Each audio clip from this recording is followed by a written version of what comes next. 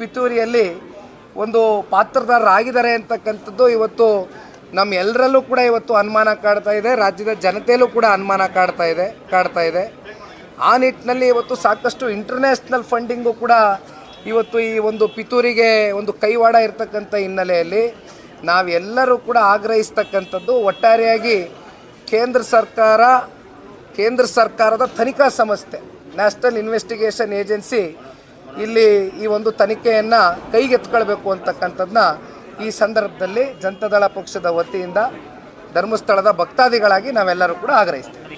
ಕಳೆದ 2 ವರ್ಷದಿಂದ ನಾವೆಲ್ಲರೂ ಕೂಡ ನೋಡ್ಕೊಂಡು ಬಂದಿದ್ದೇವೆ. ಅನೇಕ ಪ್ರಕರಣಗಳಲ್ಲಿ ಎಸ್ ಐ ಟಿಯನ್ನು ಯಾವ ರೀತಿ ಸರ್ಕಾರ ಆಯಾ ಸಂದರ್ಭಕ್ಕೆ ಅವ್ರನ್ನ ಬಳಕೆ ಮಾಡ್ಕೊಂಡಿದೆ ಅಂತಕ್ಕಂಥದ್ದು ನೋಡಿದ್ದೇವೆ. ಎಲ್ಲ ಪ್ರಕರಣಗಳು ಕೂಡ ಒಂದು ಕಡೆಗೆ ಇಡೋಣ.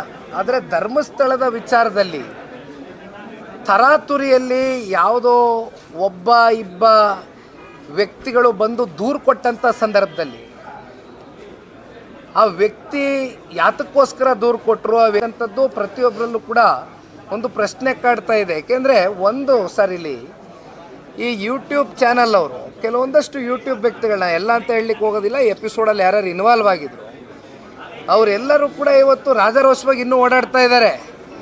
ಆ್ಯಕ್ಚುಲಿ ನೀವು ತನಿಖೆ ಮಾಡಬೇಕಾಗಿರ್ತಕ್ಕಂಥದ್ದು ಯೂಟ್ಯೂಬ್ ಚಾನಲ್ನಲ್ಲಿ ಯಾರ್ಯಾರು ಎಪಿಸೋಡ್ಗಳು ಕ್ರಿಯೇಟ್ ಮಾಡಿದ್ರು ಅವ್ರ ಮೇಲೂ ಕೂಡ ನೀವು ಇವತ್ತು ಬಹಳ ಗಂಭೀರವಾಗಿ ತನಿಖೆ ಮಾಡಬೇಕಾಗಿತ್ತು.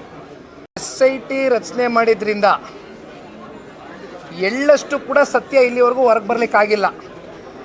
ಅದರ ಬದಲಾಗಿ ಧರ್ಮಸ್ಥಳಕ್ಕೆ ಅಪಮಾನ ಆಗಿದೆ ಅನ್ನೋದು ಒಂದು ಹೊರತುಪಡಿಸಿದ್ರೆ ಎಳ್ಳಷ್ಟು ಕೂಡ ಸತ್ಯ SIT ರಚನೆ ಮಾಡಿ ಇದನ್ನು ಹೊರಗಡೆ ತಗೊಂಡು ಬರಲಿಕ್ಕೆ ಇಲ್ಲಿವರೆಗೂ ಆಗಿಲ್ಲ.